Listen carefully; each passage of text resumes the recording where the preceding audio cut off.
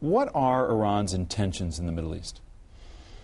I think, as in previous decades, it would like to be the policeman of the Gulf. It wants to have its presence felt in the region. Having said that, I think that President Obama's gesture of dialogue is one that Iran shouldn't take for granted. And let's see where dialogue will take us. The new Prime Minister of Israel, Benjamin Netanyahu, has been very clear, and he agrees with the United States in this regard, and that is that Iran is pursuing a nuclear program, they believe. And this is what Prime Minister Netanyahu said to Jeff Goldberg in an interview with the Atlantic magazine.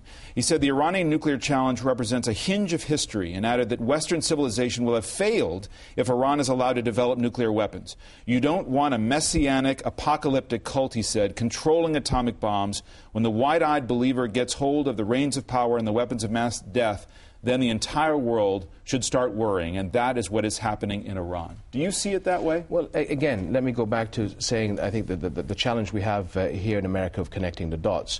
If you have an issue of the threat that Iran poses to Israel, which is what Netanyahu is saying, the best way of solving that problem is solving the core issue, which is the Palestinian problem and that of Jerusalem, because that regime goes to their people to say that the reason why we have nuclear weapons, the reason that we need to challenge Israel is because of the suffering of the Palestinians and the occupation of Jerusalem. I go back to if we start solving the Israeli-Palestinian problem that allows us to get Arabs and Muslims to the negotiating table with the Israelis, then there's not a problem anymore. Do you think a nuclear program in Iran is inevitable?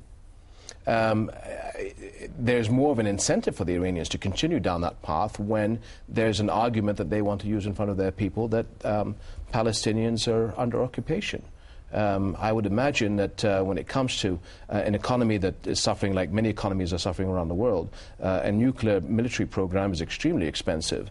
And if you've solved the core issue of the Middle East, I think a lot of leaders will be sort of checking their calculators to see whether it's worth to go down the military nuclear road.